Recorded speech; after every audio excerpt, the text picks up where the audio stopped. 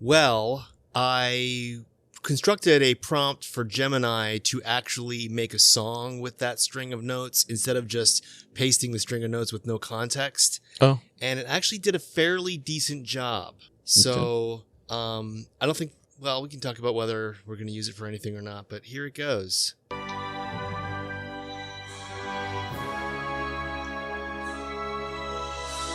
It's epic. It is epic.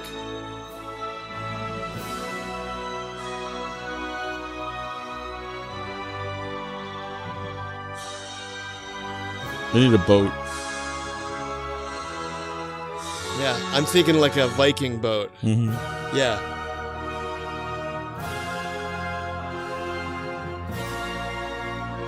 So that followed the string of notes fairly well. Yeah. It was very epic. It's very epic. Welcome to your random reality. Welcome to your made-up reality where people can fly around the moon now, apparently. Right? Welcome to the simulation, everybody. Kubrick's not even around anymore. Welcome to your aleatoric reality where we find the gaps in logic. So I read a book. Sweet. About randomness called The Drunkard's Walk. Okay. Now, you've heard me before talking on the show about the random walk or the random dice walk. Mm-hmm. Drunkard's Walk is another term for that concept of you have a grid and then you have like start a path, but like each point in the grid, you choose randomly which way to go. Okay. And this is a concept that's used in mathematics. It's used in statistics. Why is it drunk now? Well, because the premise is that like if somebody's super drunk and they're trying to get somewhere, they're going to wobble around and they're going to digress and they're going to go this way and that way.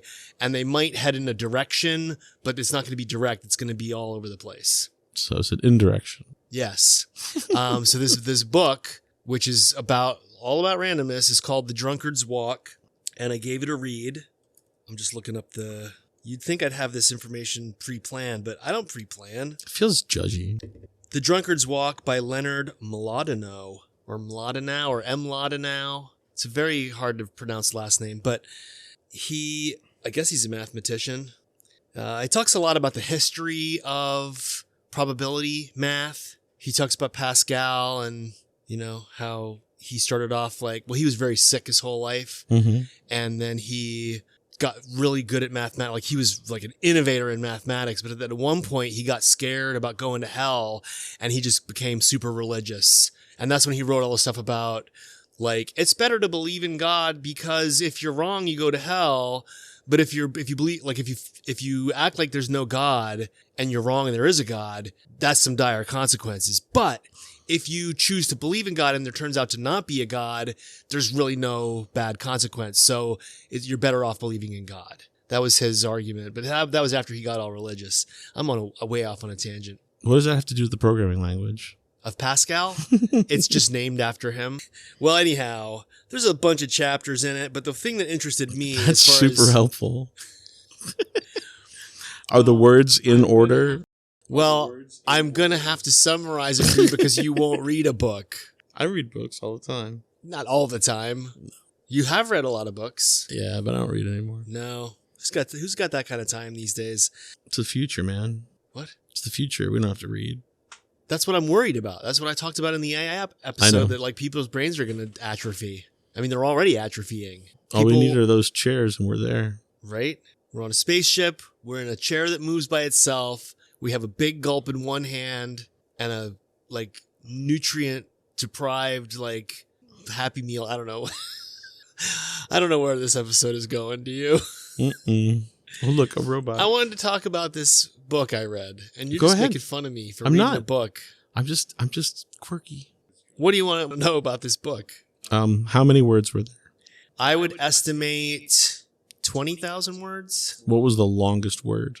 Septuagenarian. Sweet. I should have just got a random word off of that unabridged OED API, but I didn't have it up and handy. So Yorn. So anyway, how did this book? Tell me all about it. Pascal was the pioneer of probability mathematics. Mm-hmm.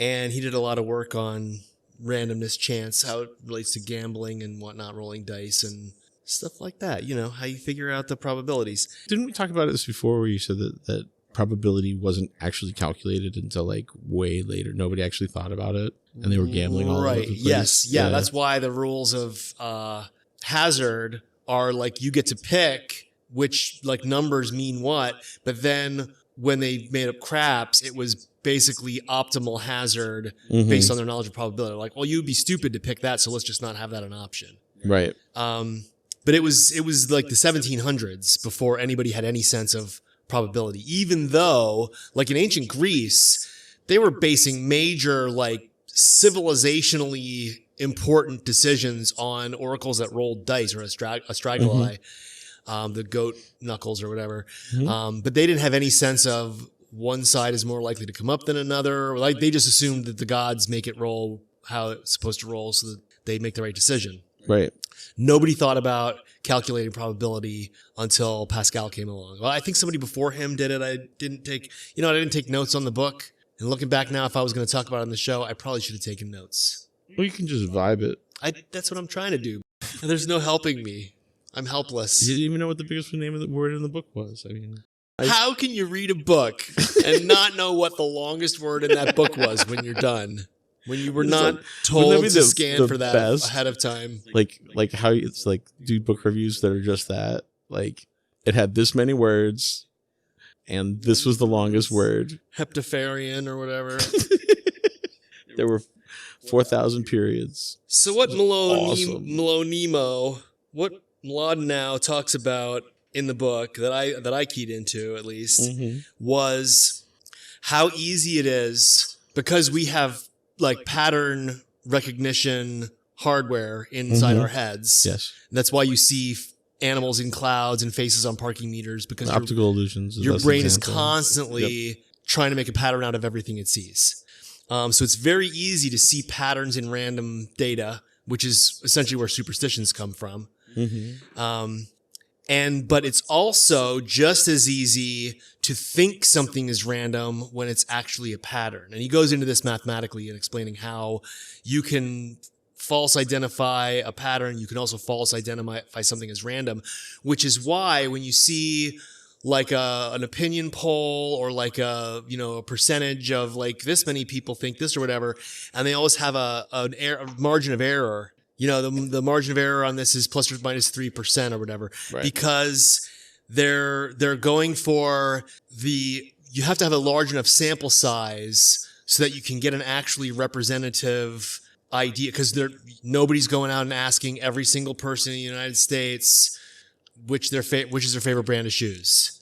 Right. But if they ask 1,000 people, then they can say, and I don't know what it is, but there's a whole series of equations that you can figure out. What's the population? How many people did I ask? Therefore, how much variance is there going to be for this to reflect the opinion of the population at large? And I found that very fascinating because I've always seen that, like the margin of error on this study or on this poll or whatever, but like finding out how they do that, there will be like a critical minimum number that if you ask anybody less than that, your data is meaninless. Right, but you can also stack it. Well, the demographics are also important. You can certainly lie with statistics, absolutely. No, but I mean, I'm saying lie. Like a lot of times they'll stack it by using predictive analysis to create. Okay, this demographic is going to give us the right answer, the one that we want. Well, that's if someone's doing it nefariously. Everybody's always doing everything nefariously. Typically, if you're a poll, like if you're, what's that major polling company? Nefarious.com.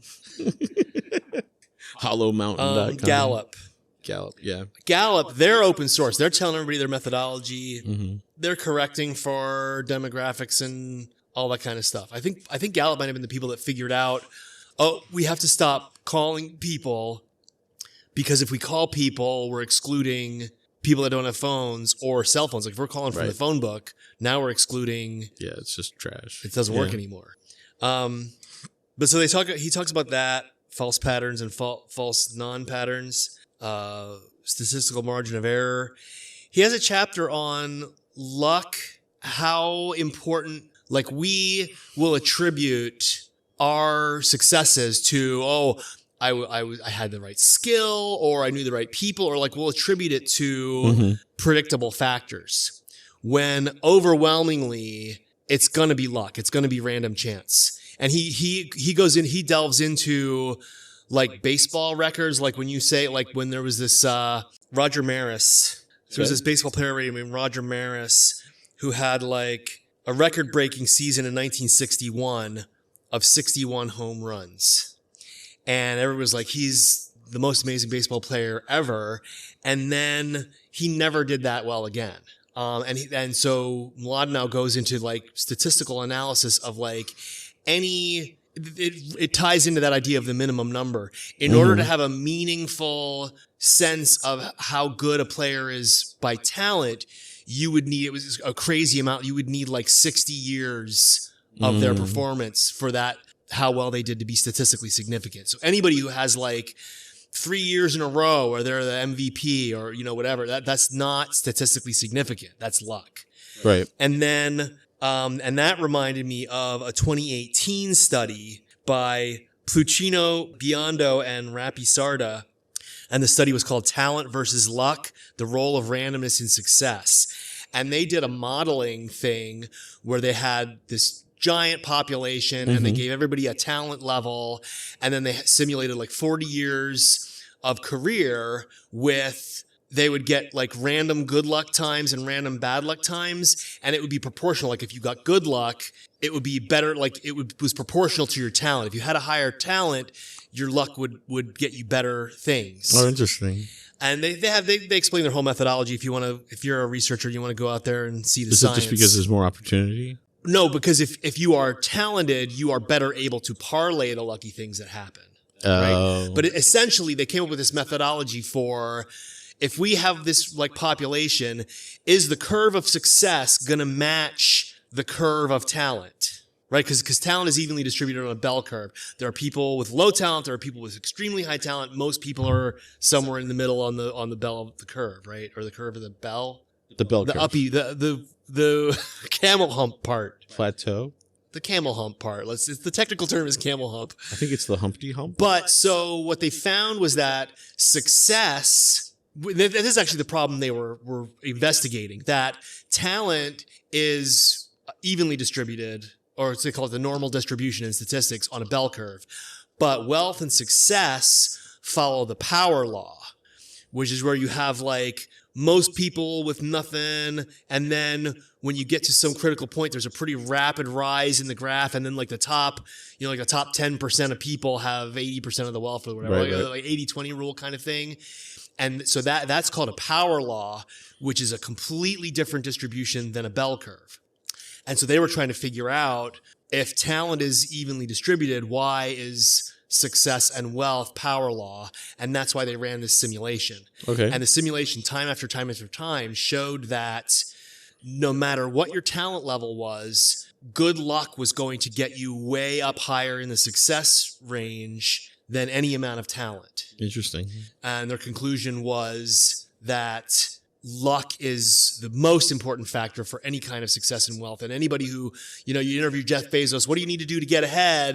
And he's like, well, you're going to work hard, whatever I don't know what he says, but like he believes that he's where he is because of his intelligence and his skill and his, It's called arrogance. His arrogance. Well, it is arrogance for all humans to believe that any successes they have are based on their inherent qualities, because it's mostly luck.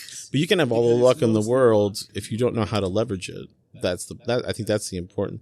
Like, people have opportunities all the time, but if you don't take advantage of them or parlay them, then yes, that is also true. However, what they were pointing out in this study they did was, even with the knowledge that it takes talent to get ahead, people with less talent but having a better string of random luck did way, way, way better than people with a lot of talent that didn't get all the hits of luck. It's counterintuitive, but like I said, talent is normal distribution and wealth and success is power distribution. But if you don't have the talent to achieve the opportunity or to take advantage of the opportunity, then is it still luck? I think you're asking a different question than this research was trying to address. That's fine with me. It's the question I have. So I am not a researcher. Right, what I'm do you telling you think? about a thing. Okay. So if you don't have talent, is it still luck when opportunities come? Yes. In this model, it would still be luck. You had luck. Does it even move the needle though? What do you mean move the needle? What If needle? you Now we're playing a record? no, like seismograph, but no, if let's say you're the luckiest person in the world Opportunity, and you're a total daft moron Uh-huh. and you take advantage of none of these opportunities. Let me ask you this question. Can you name any talentless hacks that are rich and famous? Yes. Yeah, lots, right? So I think that's the answer to your question. But typically somebody has to be talented. Somebody does, but not everybody who's successful has to be talented. Right. There are plenty of people who are wealthy, famous, doing great, not a lot of talent. Somebody's talented. So you're saying there's somebody behind the scenes. Somebody doing something. You can't That would just... be luck. That would be the luck factor. Because if you have... It's opportunity. That, yeah. It's... If you, I don't think luck and opportunity are the same. You can buy opportunity. Well, we'll have to email Pluchino, Biondo, and Rapisarda to see what their definition of luck was. Luck, to me, implies randomness. Yes. But that doesn't always... I don't know. It doesn't correlate for me the way that it's described. Well, one thing that Mlodinow does pretty successfully in The Drunkard's Walk is points out how people's ideas of randomness, luck, determinism, success, and all that is counter to the mathematics, which is why when probability came out, it changed how people gambled and everything, because if you just look at the data and think for yourself, you're oftentimes going to come up with wrong conclusions, because that's not how our brains work. Because we always try to contextualize things that have no context. Yes. We're always making patterns where sometimes patterns aren't there. And sometimes we're not recognizing patterns that are a pattern. Right, but if you don't know how to play blackjack... Humans are not rational creatures. They're creatures with the ability to rationalize. Very different thing. I just think that luck is a form of opportunity. But if you can't seize that opportunity, it's not luck anymore. Luck has to be applicable. Well, luck in this... Like, luck, when you just take it out of a scientific it's not even a scientific word. Luck is a very vague word. Right, that's what I'm saying. That's why I don't like it. Like, given the luck of having all the most beautiful music in your head, but you play no instrument. You can never share it with anyone else. Well, that's an edge case. Is it? Probably. Remember what they did to Paul Simon. Locked him in an elevator with Muzak versions of his hits. But, I don't know. I think there's a third... So, luck is only lucky if you are able to take advantage of it, is what I'm saying. Okay, on an individual basis, sure. What this is talking about is, in aggregate, luck makes much more of a difference. How do you measure to luck? Success than anything else? What does that even mean, though? What is luck? How do you measure luck? Well, lucky events can multiply the person's success if they can exploit them, and unlucky events reduce success. I just think it's a bad... it's probably just the word that I'm wigging out on, because I don't think it's the right word. Chance, then. It's chance. Randomness affects your success way more than anything else. But if you can't... Yeah, okay. And that's according to Pluchino, Biondo, and Rapisarda in their 2018 study. Those are clearly fake names. And also, Mlodinow in Drunkard's Walk has a whole chapter about it, which you would know if you would crack a book once in a while. Oh, I'll crack a book. Upside your head. I know, right? Well, anyhow, I don't know. I don't know why that bothers me so much, but it's like being a rain god. Elaborate. Hitchhiker's Guide to the Galaxy. I know what you're talking about. When I say elaborate, I mean you can't just say, like, we're not Primer. We're not going to say, oh, hey, like that thing last week, and then move on and never explain what we're talking about. Right. We have listeners, I think, a couple at least. And if you just say Rain God, we don't know if they read Hitchhiker's Guide to the Galaxy. Well, if they haven't read Hitchhiker's Guide to the Galaxy. If you haven't read the Hitchhiker's Guide to the Galaxy, read it. There's a new version coming out. It's all illustrated. Why? Because Kickstarter. Anyway, so yeah, the guy's a rain guy. He's a traveling salesman, and everywhere it goes, it rains on him all the time. And the rain clouds are so happy to follow him around and shower him with love, and show him, and he's just miserable all the time. And he just wishes it wouldn't rain. What does that have to do with what we're talking about? Is it luck? No, he's a rain god and doesn't know it, and the clouds want to be near him. I wouldn't call that luck. Exactly. I wouldn't call it randomness either. I would call it supernatural powers. Oh, okay, that's fair. Yeah. Anyhow, he does also have a chapter about computer randomness, and he talks about pseudo-randomness, and how... all computational randomness is pseudo-randomness. Of course. Yeah. Because computers are procedural. Right. Yeah, so... also, true randomness is not very functional. What do you mean by that? Well, if you want to inject randomness into a game or whatever, in the way that a program would use it, it would if true randomness would be very hard to incorporate. Having a wide berth of range of opportunities, both positive and negative, is good for a program. Well, if I following you, I think what you're talking about is the problem that like Apple and Spotify had with their shuffle functions when it was too random. This is an example of people perceiving pattern when there isn't. Like true randomness doesn't seem like randomness to people because they're expecting it to be mixed up in a certain way. Right, but that exactly. would be a pattern. But I think you would find more patterns with true randomness than you would with pseudo-randomness. Well, for instance, one of the things that Mlodinow says is like if you did 10 million coin flips, there would be like at least 10 spots within that data where there would be 100 tails in a row or 100 heads in a row. And someone looking at something that's supposed to be random and seeing 100 of something in a row would just automatically assume that the randomness is broken. That's not working right. Yeah, so that's an extreme it's a example variable of the of same, two. Yeah. same principle. Yeah, like variability is not the same as randomness. Correct. But because all the computer randomness that we have available is pseudo-random, I started thinking about the word pseudo-random. It's the illusion of randomness. Yes. Yeah, and it's a pretty good one. But anyhow, it got me to thinking of other words that start with pseudo. Okay. Like pseudopod, like an amoeba, like stretches out a thing that is like a little Fake limb, thing. Yeah. and then it uses it to like swim around. What about Sudafed? Pseudopod. Sudafed isn't pseudo. I know. I was just kidding. What about Studio? I actually, when I used to take Sudafed for colds, it didn't work for me, and so I started calling it Pseudofed. Oh, wow. Because I was pseudo fed up with it. That's right. But then you got like pseudonym, like a nom de plume.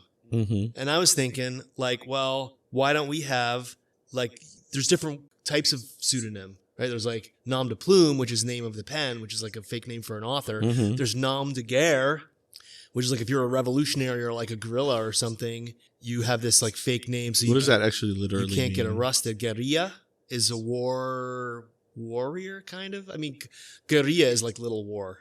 Okay. In Spanish. So the name of the little war? No, it'd be the person. Oh. Would like pick like Che. Che Guevara's name wasn't Che. It was Ernesto. But everybody called him Che. It was on the t-shirt. Nom de guerre. It was on his t-shirt. He had a t-shirt of himself with a beret. It was actually a Rage Against the Machine t-shirt. And you hate berets. So I do. Fuck Yeah. that guy. Yeah. So you're saying that the beret is a pseudo hat? It's a pseudo hat. I thought, wouldn't it be neat to have It doesn't look finished. a nom de game? A nom de game? Nom de game. Okay. So, have you got a 12-sider handy? I do. So I'm going to roll on my table here. All right. You don't have a Should I table. say the terms or should I just tell you what I win? I Both. should roll anytime a question is asked. Okay. If it's 7 or higher, I'm going to name... 12. All right. My list of titles is Doctor, Professor, Magister, Senator, Judge, Mr., Reverend, Ambassador, Captain, Sergeant, Mayor, and Father. Okay. Like a priest? Potentially. I could get religious with this random stuff. Okay. And then, do you have a 7-sider? I can always go to yard.quest/tools I had and get myself a random number from 1 to 7. I'm going to roll a 12. It's a 6, which is Mr., which is the one I wanted least. Thanks, Fortuna. I'm just going to go to yard.quest/tools and get a random number from 1 to 7. Booyah. It's a 5, which works out to be Stochasticos. What? Mr. Stochasticos, that's me. Oh, hey. And I have a tagline too. Mr. Stochasticos? What is that? I'm very confused right now. Where does this Stochasticos is the Greek version of stochastic, okay. which is the mathematical term for a non-deterministic series. It's a synonym for random. Okay. We've been over this. There's not a lot of good synonyms for random. You got random, you got chance, and then you've got like technical terms like aleatory. Don't I get one and too? Stochastic. I'm not stopping you.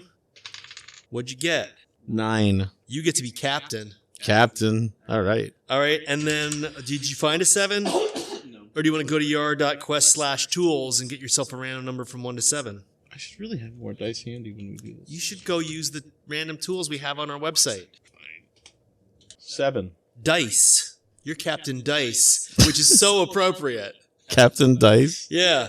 3, 4, 5, 7. I got to roll a 6er for my tagline.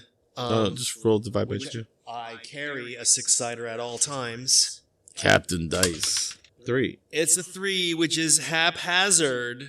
Oh, no, sorry. It's 1, 2, 3, dude. I came up with the shuffle dude. What? Mr. Stochasticos, the shuffle dude. That's me now.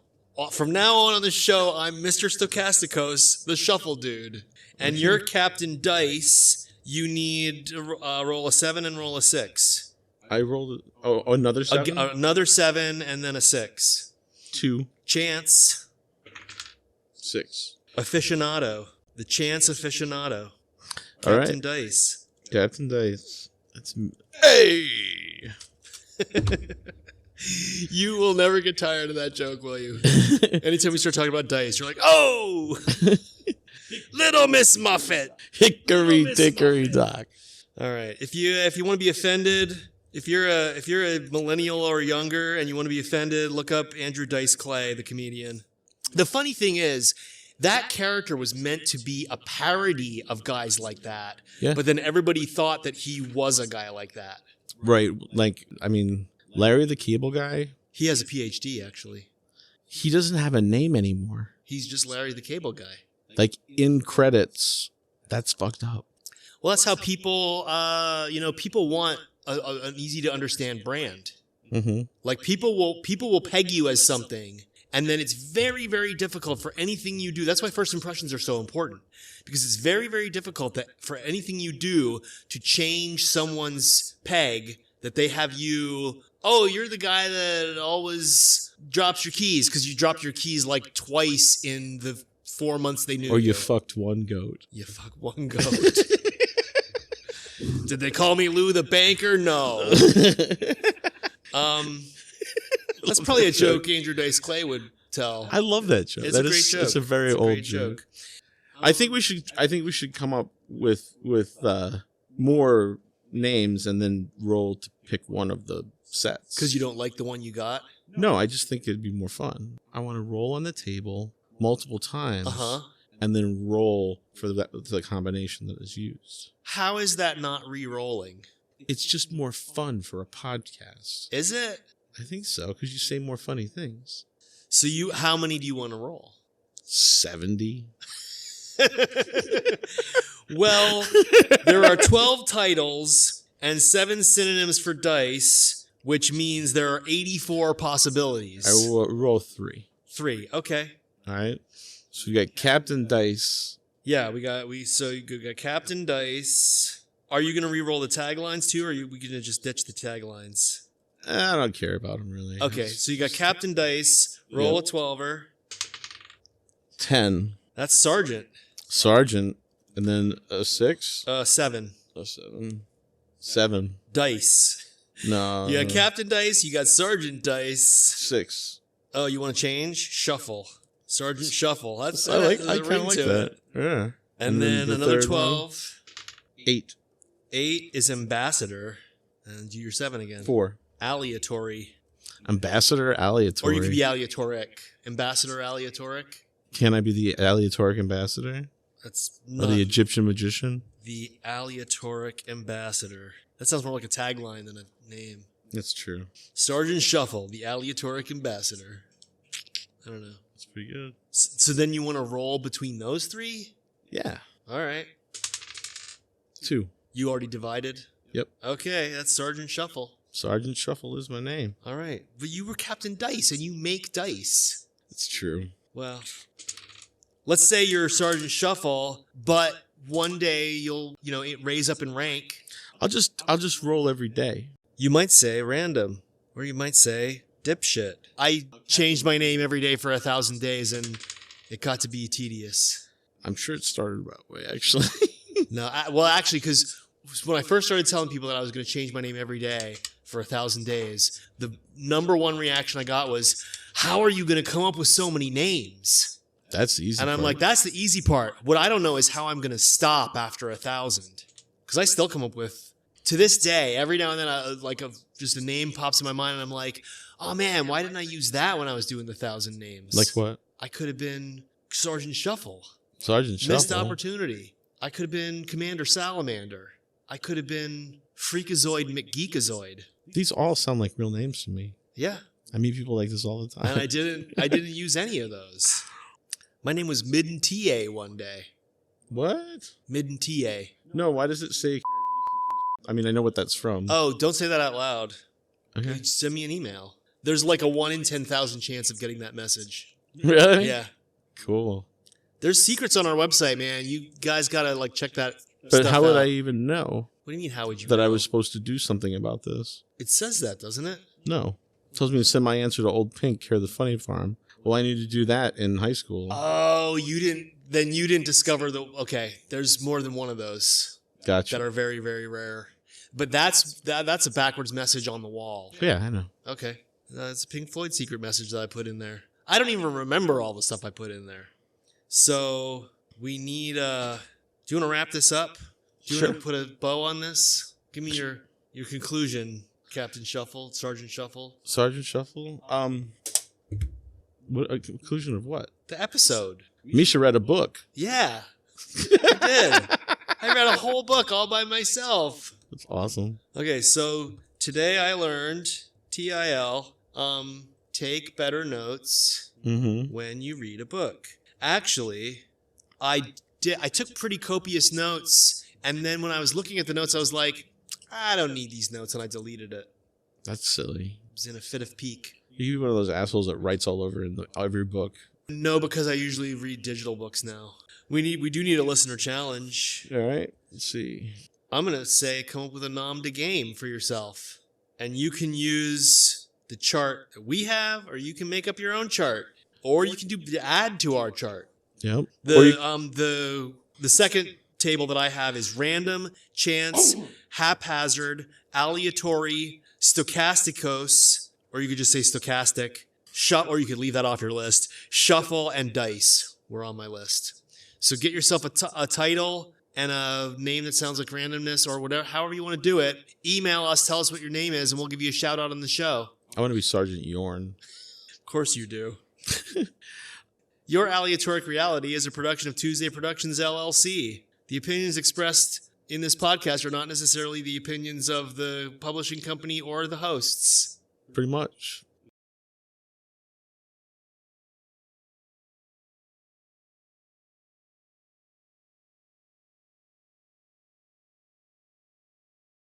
Got any last words? Other than we shouldn't publish this episode? You get in life what you have the courage to ask for. Good one. That was my virtual fortune cookie. Oh, is that working? Did that work for you? I think that API was down for a while. Airfield. Airfields is the random word you got? Cool. Compound. Lunge. Mortal. Cooing. Relate. Sticky. Commander. Excite. Ice. Football. Scrutiny. Okay. Did I win? Mornington Crescent. Lottery. Fine, you win.